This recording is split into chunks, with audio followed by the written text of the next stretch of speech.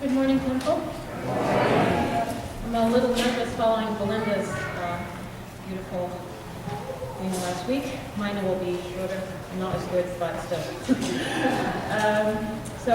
We were supposed to talk about a moment in Black history in the state that we come from. I'm from Zambia originally, so that doesn't count as a state, but I was brought up in Florida and Massachusetts, but I lived in Massachusetts the longest.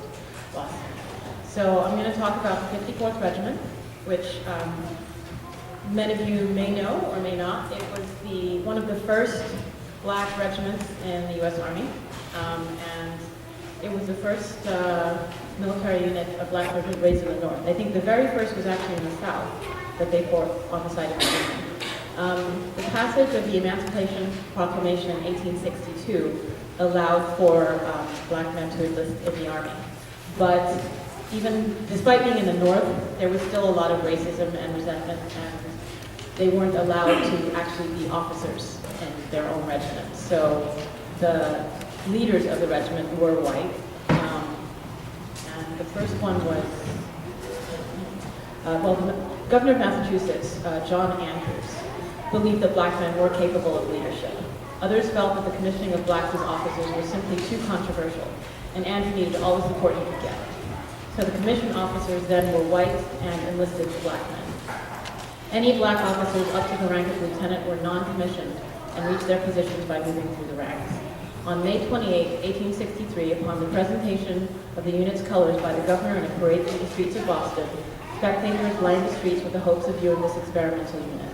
The regiment then departed Boston on the Himalaya for the coast of South Carolina. So despite the fact that this regiment was formed, there was still a lot of distrust among mostly white people that a Black unit would actually do anything useful in the war.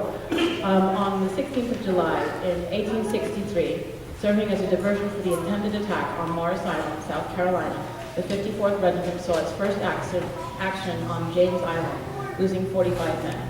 And then on 18th of July, after several days with little sleep, food, or water, the regiment was instructed to lead the attack against Fort Wagner on Morris Island. In this disastrous assault led by Colonel Short, the 54th suffered very heavy losses, most notably the loss of their commander and nearly half of the men present were killed, wounded, or missing. Despite this, the unit showed exceptional bravery and honor, never retreating as they waited for the reinforcements which would never arrive.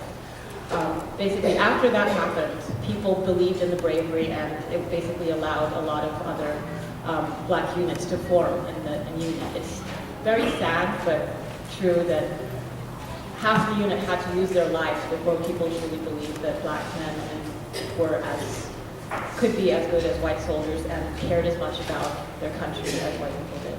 But it's a moment in Black history, and hopefully we are beyond that now. We have a Black president, which is hope moving towards the future, but there's still a lot of racism today, and we need to make sure that we move beyond that.